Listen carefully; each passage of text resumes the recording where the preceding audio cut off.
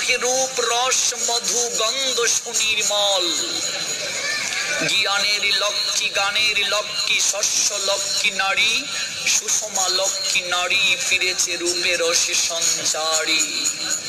ওই নারীর বিরহ দহনে জলে পুরুষ নতুন করে নিজেকে সৃষ্টি করে, আবার নারীর প্রেম ভালোবাসায় সিক্ত হয়ে পুরুষ নবজন্ম লাভ করে। তাই তো প্রেমের কবি নজরুল বলছেন, নারীর বিরহে নারীর মিলনে নর পেল কবি প্রাণ, যত কথা তার কবিতা হইল ছন্দ হইল গান। দেখিয়াছি যবে তোমায় হৃদয় বাতায়ন কুলি, তোমারে চাহিয়া জেগেছি নিশিত গিয়াছি গো ভালোবাসি। তোমার অপূর্ব হৃদয়ে লিখিলাম আমি আমার প্রণয়ে লিখা, এইটুকু হোক সান্ত্বনা মোর, হোক না হোক দেখা।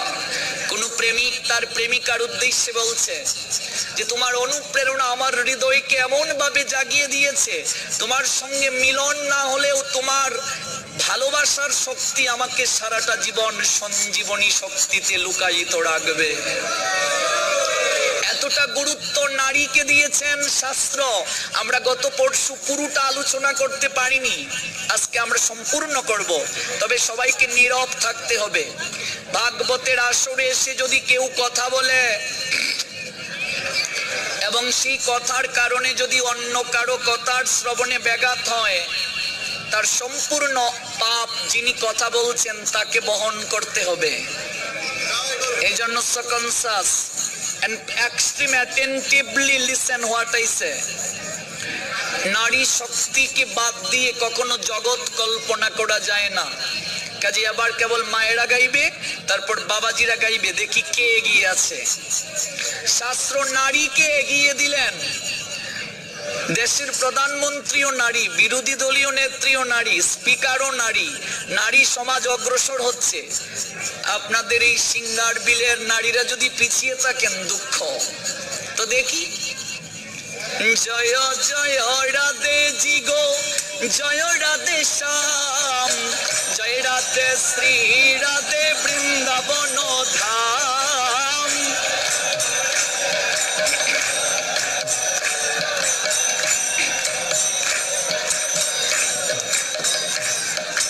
জয় জয় রাধে জি গো, জয় রাধে শ্যাম, জয় রাধে শ্রী রাধে বৃন্দাবন ধাম। আপনারা শুনতে পাচ্ছেন? জয় জয় জয় জয় রাধা রানী কি জয়। পিছনে মায়া বলো, জয় জয় জয় জয় রাধা রানী কি জয়। জয় জয় জয় জয় মহারানী কি জয়। এবার দেখি বাবাজিদের কাছে, জয় জয় জয় জয় রাধা রানী কি জয়।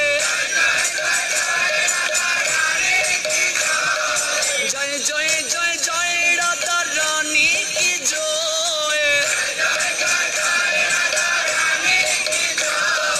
জয় জয় জয় জয় মহারানী কি জয়। আরেকটা সুযোগ দেয়া হোক নাকি? রাধে রাধে জয় রাধে রাধে।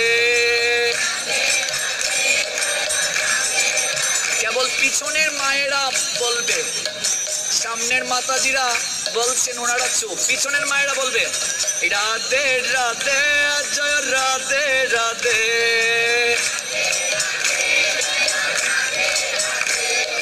রাধে রাধে জয় রাধে রাধে। সবাই মিলে গাইব, ও রাধে রাধে জয় রাধে রাধে। জয় জয় রাধে জি গো, জয় রাধে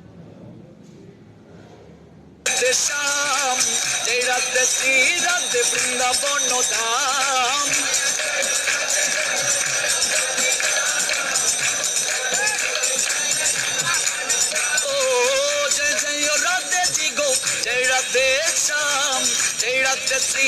রাধে বৃন্দাবন ধাম।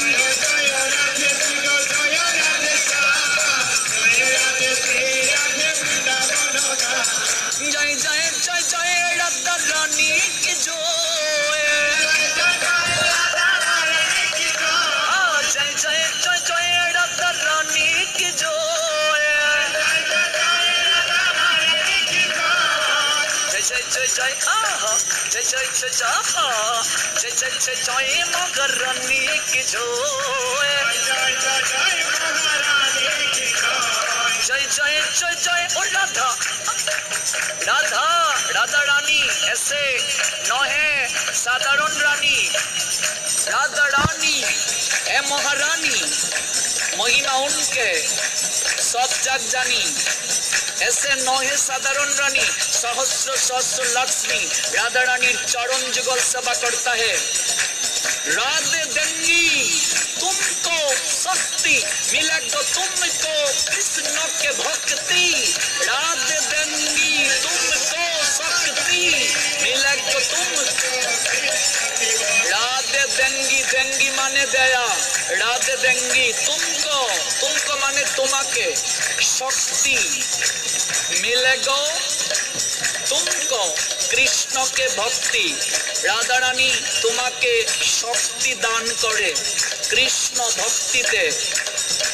তিনি কেমন? भूले वाला भूले वाली सीधे सादी ओए के सबसे नयरी नयरी।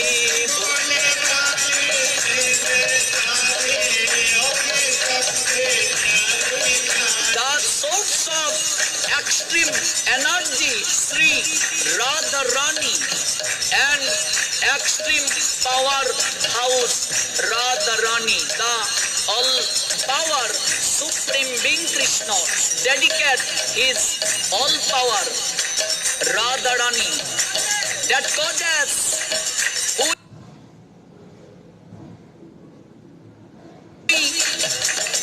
dedicate our extreme dignity Radha Rani.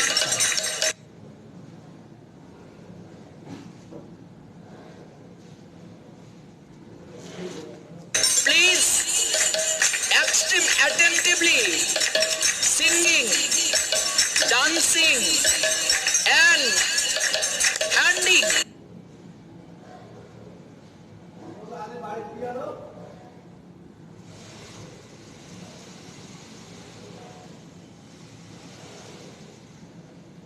Radha Rani and extreme power Radha Rani नाम से राधा नाम से मुरली बजाई से कृष्ण ना बजाई से राधा रानीर नामे कृष्ण सर्वदा मुरली बाजाচ্ছে कि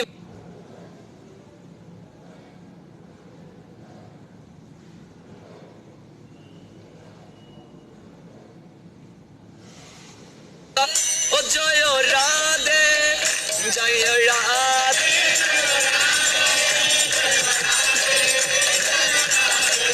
जय राधे जय राधे ओ जय राधे जय राधे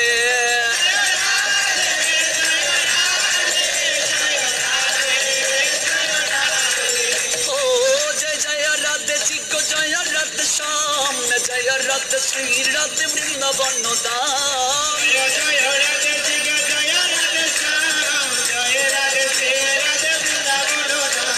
जय जय जय ओ जय जय जय जय जय जय जय राधा रानी की जय जय जय जय जय जय जय जय जय राधा रानी की जय जय जय जय राधा जय जय जय जय महारानी की जय राधे जय राधे जय राधे जय राधे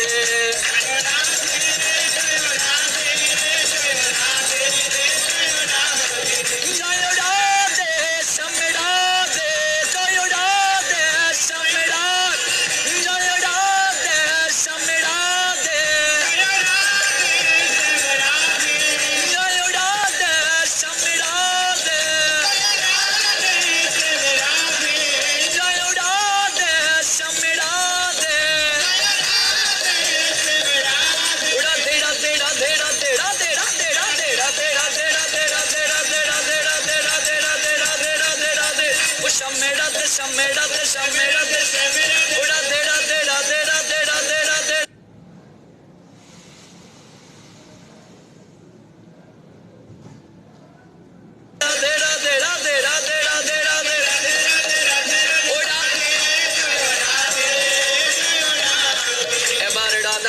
চরণে আত্মসমর্পণ হবে। যাদের যাদের হাত আছে তারা তুলুন। আমরা গত পরশু বলেছি হাত কিভাবে তুলতে হয়। সমস্ত বিশ্ববাসী ইন্টারনেটের মাধ্যমে আপনাদেরকে দেখছেন। জয় রাধে, জয় রাধে, জয় রাধে, জয় রাধে।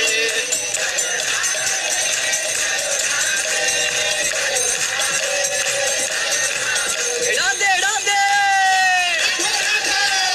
শ্যামে রাধে, রাধে রাধে, রাধে, জয় রাধে, জয় রাধে, জয় রাধে।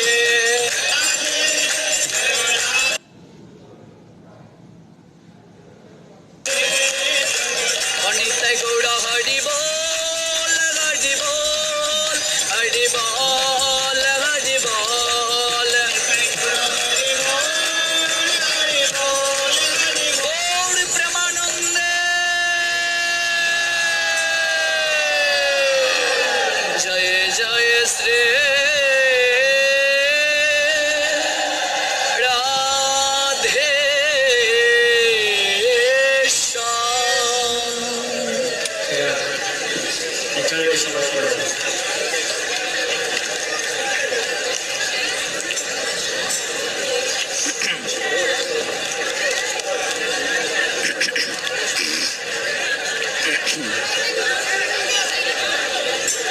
আমরা গত আলোচনাতে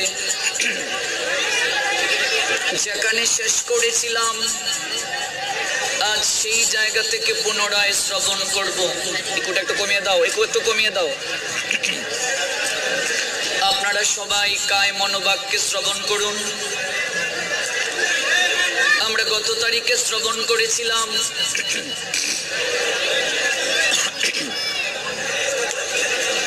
প্রত্যেকটা নারীর মাঝে এক আত্ম শক্তি, স্বরূপিণী শক্তি যাকে বলছেন, সেই শক্তি লুকায়িত আছে,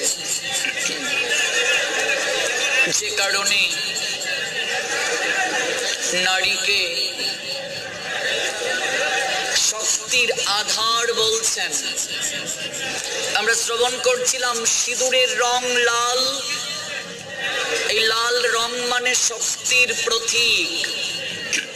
যেই দিন থেকে পুরুষ কোন নারীর স্মৃতিতে সিঁদুর পরিয়ে দেয়, সেই দিন থেকে একটা পুরুষ শক্তিকে গ্রহণ করলো। ভজন সঙ্গিনী সংসারে তাকে সহায়তাকারিণী একজন শক্তিকে গ্রহণ করলো। এই জন্য এই সিঁদুরকে শক্তির প্রকাশ রূপে কল্পনা করা হয়েছে। জগৎগুরু আদি শঙ্করাচার্য তার সৌন্দর্য লহরী নামক গ্রন্থে বলছেন, সিঁদুরকে মা শক্তির স্বরূপ অর্থাৎ মা দুর্গার প্রতীক রূপে বর্ণনা করা হয়েছে এবং মঙ্গল রূপী সূর্য হিসেবে ব্যাখ্যা করা হয়েছে। আমরা গত আলোচনাতে শ্রবণ করেছিলাম এই সমস্ত শক্তির উৎস হচ্ছে সূর্য।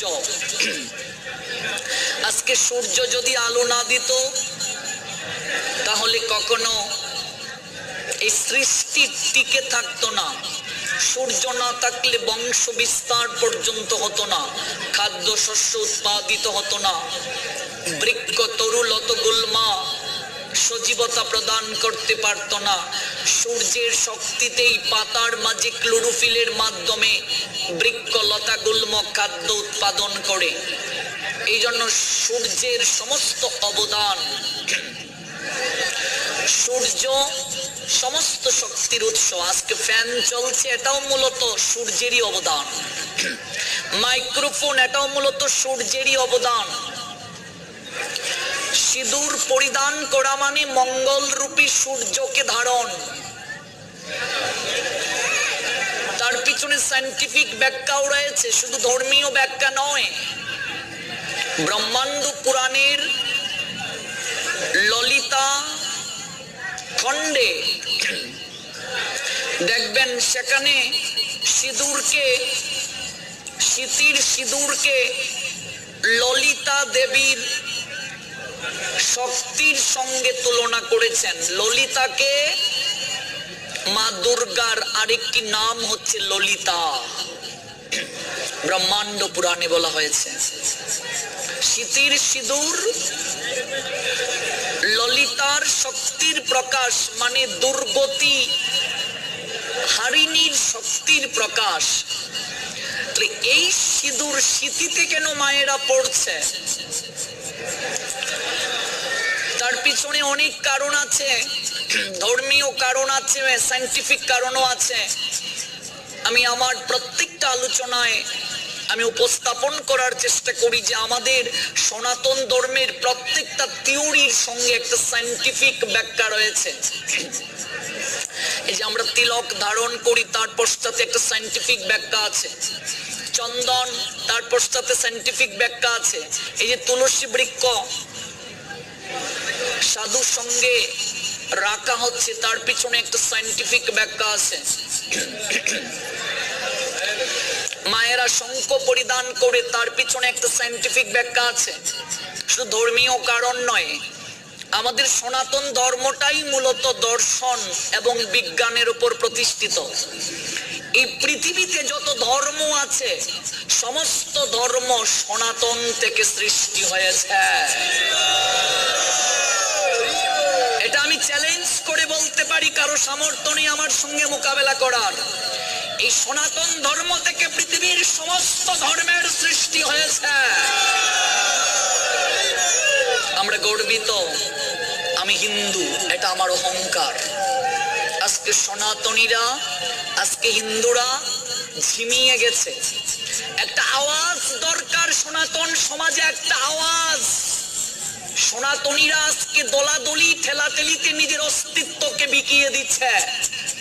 আপনি কোন মত থেকে দীক্ষা নিয়েছেন সেটা পরের কথা, আপনি কার আরাধনা করেন সেটা পরের কথা। আপনি ঠাকুরের আরাধনা করেন, আপনি ঠাকুরের চরণে দীক্ষিত না, আপনি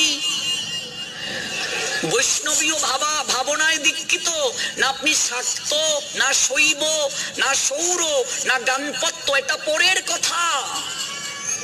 আপনার আমার প্রথম পরিচয় আমি সনাতনী, আমি হিন্দু। এটা আমার প্রথম পরিচয়, এটা আমাকে প্রথম ধারণায় রাখতে হবে। আজকে এটা সবচেয়ে অভাব আমাদের সমাজে, যার কারণে হিন্দুদের মাঝে একতা নষ্ট হয়ে যাচ্ছে। শুধু ভেদাভেদ, শুধু দলাদলি, শুধু ঠেলাঠেলি। হিন্দুরা যতদিন যাবত দলাদলি ছেড়ে গলাগলি করতে না পারবে, কুলাকুলি করতে না পারবে, ততদিন যাবত হিন্দুদের এই অবস্থা থেকে পরিত্রাণ সম্ভব নয়। আমরা কেউ কাউকে দেখতে পারি না। আমরা ধর্মটাকে বিভিন্ন মতের মাঝে সীমাবদ্ধ রেখেছি, এটা আমাদের সবচেয়ে দুর্ভাগ্য। ধর্ম কেবল মতের মাঝে সীমাবদ্ধ নয়, ধর্ম কেবল পথের মাঝে সীমাবদ্ধ নয়। আপনি যে মতে যে পথে আছেন সেই মত পথটাকেই সঠিকভাবে পালন করছেন কিনা আগে দেখুন। এই জায়গাটাতেও তো আমাদের শ্রদ্ধা কমে যাচ্ছে, মূল পর্যায়ে নেই। সারা বাংলায় আমি ঘুরে বেড়াই, 64 জেলাতে। একটা অভিজ্ঞতার কথা বলছি, মনে রাখবেন। আমরা হিন্দুরা হিন্দুদেরই সবচেয়ে শত্রু, হিন্দুরা হিন্দুদেরই শত্রু। যেদিন তিলক দিয়ে কলেজে গেলাম, অন্যান্য ধর্মের বন্ধুরা আমাকে সম্মান করেছে, কিন্তু আমার ধর্মের লোকেরা আমাকে দেখে বলছে যে বেশ দর্শ রে বাহ। তুমি তো দেখি উৎসাহ দেওয়া উচিত। আমি যে পথেই থাকি, যে মতেই থাকি, আমার প্রকৃত সত্তা আমি সনাতনী। যার কারণে আজকে দিন দিন আমরা কমছি, ইঁদুরের মতো পালাচ্ছি, ইঁদুরের মতো পালাচ্ছি আমরা। একটাই কারণ, ঐক্যতা আমাদের মাঝে নাই। হিন্দুদের অবস্থাটা কিভাবে জানেন? একটা নৌকায় 4 বন্ধু যাচ্ছে, 4 বন্ধু একটা নৌকায় যাচ্ছে। ইকো আরো কমিয়ে দাও, ইকোটা আরো কমিয়ে দাও, কে সার্কুলেশন করছো? 4 বন্ধু নৌকায় যাচ্ছে, আরো কমিয়ে দাও। সামনে 2টা বন্ধু, মাঝখানে একটা, পিছনে আর একটা। এবার মাঝখানে যে বন্ধুটা বসেছে তার এদিকে নৌকা একটু ফুটো হয়ে গেছে। পিছনের বন্ধুটা আর সামনের যে বন্ধুটা, ওরা বলছে ভাগ্যিস আমাদের এই দিকে নৌকাটা ফুটো হয় নাই। চার বন্ধু যে নৌকা দিয়ে যাচ্ছে, একটা পিছনে, সামনে দুটা, মাঝখানে একটা। মাঝখানে যে বন্ধুটা বসেছে, এদিকে নৌকা একটু ফুটো হয়ে গেছে। সামনের বন্ধু আর পিছনের বন্ধুরা ভাবছে ভাগ্যিস আমাদের এইদিকে নৌকাটা ফুটো হয় নাই, আমরা ভালো আছি। কিন্তু এই জ্ঞানটা নাই, আরে নৌকা যেদিকেই ফুটো হোক, নৌকা ডুববে আর তোদেরও দুর্গতি হবে। আমাদের হিন্দুদের অবস্থা হয়ে গেছে এরকম, আমরা ভালো আছি, আমাদের এই দিকে ভালো। এই যে ভাবনাটা, এই ভাবনাটা থেকে সরে আসতে হবে। সনাতনীরা আত্মার সম্পর্কে আত্মীয়। আপনি যে মত অবলম্বন করুন সেটা তো পরের কথা। আপনি ভগবানকে প্রাপ্তির জন্য বিভিন্ন মত থাকতে পারে, বিভিন্ন পথ থাকতে পারে, এইদিকে মূল কথা নয়। মূল কথাটা হচ্ছে আপনার সত্তাটা ঠিক থাকতে হবে। আমি সনাতনী, এটা আমার মূল পরিচয়। আমার মূল সংবিধান গীতা, গীতায় ভগবান কি বলছেন, এগুলো আমাদের অবশ্যই ভাবনায় আনা প্রয়োজন। আজকে সনাতনীদের মাঝে এই ঐক্যতাটার বড় অভাব। আমার খুবই কষ্ট হয় এই বিষয়টি দেখে। আমাদের মাঝে আন্তরিকতা আরো বাড়াতে হবে। হিন্দু সমাজে একটা আওয়াজের বড় অভাব, একটা আওয়াজ দরকার, আওয়াজ দরকার একটা হিন্দুদের মাঝে। আমি অনেককে দেখেছি নিজেকে হিন্দু পরিচয় দিতে লজ্জাবোধ করে, নিজেকে সনাতনী পরিচয় দিতে লজ্জাবোধ করে।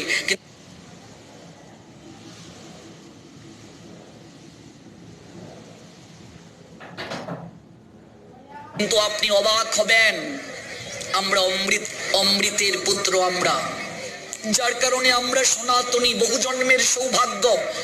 আমরা হিন্দু। স্বামী বিবেকানন্দ পাশ্চাত্যের বুকে এইভাবে মুষ্টিবদ্ধ করে উঠো আমি হিন্দু।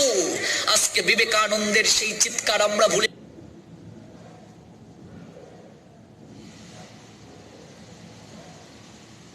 গেছি।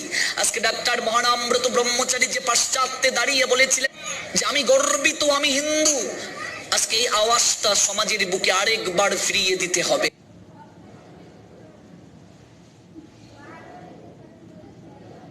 হিন্দুদের মাঝে এই আওয়াজ তো তারা হচ্ছে যুব সমাজ। যুবকরা যদি জেগে উঠে, বিবেকানন্দ বলেছিলেন 100টা কর্ম উদ্যমী যুবককে বের করে নিয়ে আসো। 100টা কর্ম উদ্যমী যুবক যদি বের হয়, উজানের স্রোতকে ভাটিতে নেওয়া সম্ভব, ভাটির স্রোতকে উজানে নিয়ে যাওয়া সম্ভব। 100টা কর্ম উদ্যমী যুবককে যদি বের করে নেওয়া যায়, কাজে আমার মূল স্লোগানটাই হচ্ছে যুব সমাজ ওঠো, জাগো আর ঘুমিও না। আমরা যদি না জাগি মা, কেমনে সকাল হবে?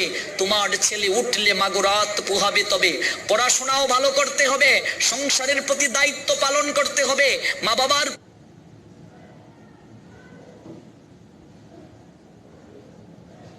প্রতিও দায়িত্ব পালন করতে হবে, ভক্তও হতে হবে।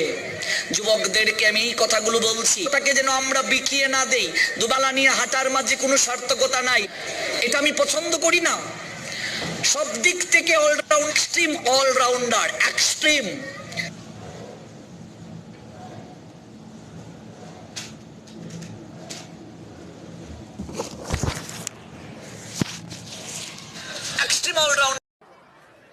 আজকে আমরা তো ধর্মে এতটা সময় দিই, আমাদের রেজাল্ট 1.2 পয়েন্ট, পুরস্কার পেলাম ক্লাস 5-এ ট্যালেন্টের মাঝে প্রথম স্থান অধিকার করে, ক্লাস 8-এ বৃত্তি পেলাম, ফার্স্ট ক্লাসে গ্রাজুয়েশন মাস্টার্স করলাম, এবার পিএইচডি করব, আমাদের রেজাল্ট 1.2 পয়েন্ট। এই জন্য কৃষ্ণ ভক্ত অলরাউন্ডার হয়, extreme meritorious, extreme obediently, extreme politeness all said all situation. If you violate rule of regulation, omnipotent maker of course punishment anytime. এই জন্য সব দিক থেকে পারদর্শী হতে হবে। আমি যুবকদেরকে একটা কথাই সব সময় বলি, মন দিয়ে পড়াশোনাও করো, চাকরি করো, ব্যবসা করো, পাশাপাশি নিজের সংস্কৃতিকে ধরে রাখো। আমি সনাতনী, এটা আমার সংস্কৃতি, এই সংস্কৃতির উপর যেন কখনো বিতৃষ্ণা না আসে। আজকে এই সংস্কৃতির প্রতি বিরূপ ভাবনা, ধর্ম যাজনে আমাদের কোনো আন্তরিকতা নেই, ধর্ম সম্পর্কে আমরা কোনো কিছু জানি না, যার কারণে দেখবে কলেজ ইউনিভার্সিটিতে সারা বাংলায় দেখবে হাজার হাজার হিন্দু ছেলে মেয়ে লাভ জিয়াদের করুণ ফাঁদে পড়ে নিজের ধর্মটাকে ত্যাগ করছে। ভালোবাসার ফাঁদে পড়ে নিজের ধর্মটাকে ত্যাগ করছে। কারণ কি? কারণ কি? আমি পিতামাতা, আমি কতটুকু ধর্মীয় শিক্ষা তাকে দিয়েছি। আজকে আমার ফ্রেন্ড সার্কেল সহ হাজার হাজার ছেলেপিলেরা এই ইমেইলে আমাকে, ইনস্টাগ্রামে আমাকে, এমনকি মেসেঞ্জারে, এই মুহূর্তে হোয়াটসঅ্যাপে এই প্রশ্নগুলো করে লাভ জিহাদ একটা মরণবেদী ফাঁদে রূপান্তরিত হয়ে গেছে। কারণ কি? আমরা কলেজ ইউনিভার্সিটিতে পড়তে গিয়ে অন্যান্য ধর্মের লোকেরা যখন আমাদেরকে বিভিন্ন প্রশ্ন করে আমাদের ধর্ম নিয়ে আমরা কোনো উত্তর দিতে পারি না।